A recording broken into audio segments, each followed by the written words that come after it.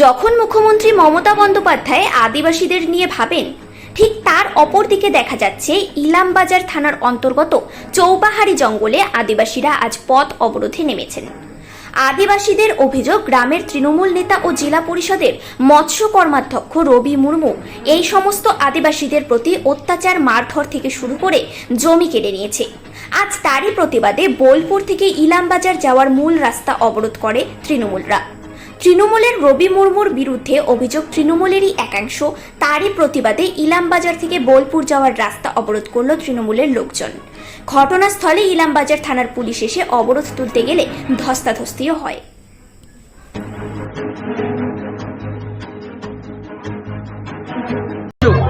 আমরা অভিযোগ করছি আমাদের সঙ্গে দিনে রাতে কেন এসব হচ্ছে ঝামেলাটা।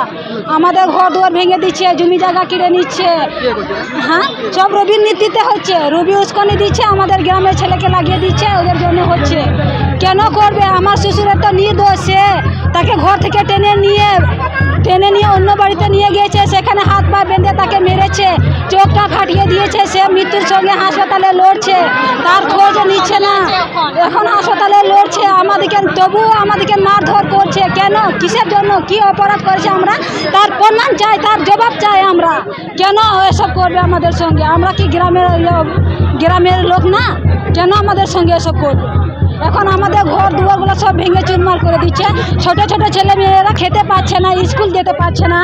স্কুলে গেলে সেখানেও মার দিচ্ছে ছেলেগুলো, সেখানেও মানা করে দিচ্ছে। আমরা কাজে দিচ্ছি, সেখানে কাজে গিয়ে রবি যাচ্ছে, সেখানে বারণ করে দিয়ে আসছে, ওদেরকে নেবে না কাজে, ওদেরকে এখানে কাজে নিলে তোমাকেও দেখে নেব, সেরকম বলছে।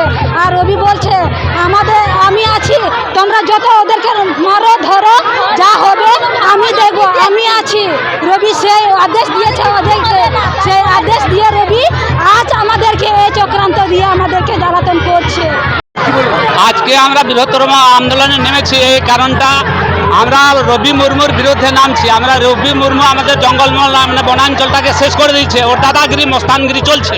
ইলামবাজার থানায় আমরা এফআইআর করতে যাচ্ছি রবির নামেও, কিন্তু বিভিন্ন এফআইআরে ওরা কিন্তু আমাদের এফআইআরটা নিচ্ছে না।